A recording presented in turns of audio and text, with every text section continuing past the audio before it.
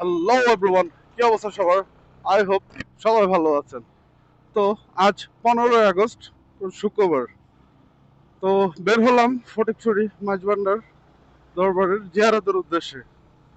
তো ঘুমাচ্ছিলাম, যদিও প্রিভিয়াস কোনো প্ল্যান ছিল না। তো ঘুম থেকে উঠে সকালবেলা সাজ্জাদে ফোন দেওয়া বলতেছে যে বন্ধু কি অবস্থা, কি করিস? তো আমি বললাম যে ঘুমাচ্ছি।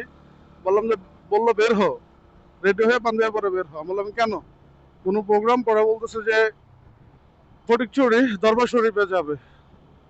তো ভাবলাম অনেকদিন কোথাও বেটার হওয়া হচ্ছে না, তাহলে ছিল যাই ভালো একটা জায়গায় ভালো কাজের উদ্দেশ্যে যাই, বেরিয়ে আসি। তো রওনা হয়ে গেলাম। সামনে সাজ্জাদ আছে, আর ফ্রেন্ড রাজু, আমার পিছনে আছে রানা। তো যাওয়ার পথে অবশ্য দাঁড়াইতে হবে গাড়ি ওয়াশের জন্য। তো ওয়াশ করাই দেন রওনা হবো আর কি। তো এতটুকুই, ইনশাল্লাহ কথা হবে যেতে যেতে। যারা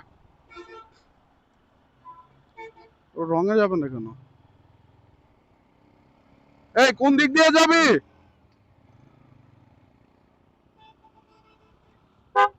আচ্ছা, অক্সিজেনের কিছুদিন আগে ভারী বর্ষণের কারণে একটা ব্রিজ ভেঙে যায়, ওটার কারণে মনে হয় বাই রুট দিয়ে ঘুরে যাবে, অনন্যাবাসিকের রুটটা দিয়ে।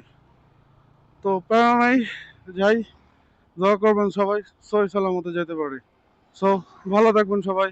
আল্লাহ হাফেজ। আসসালামু আলাইকুম। টাটা।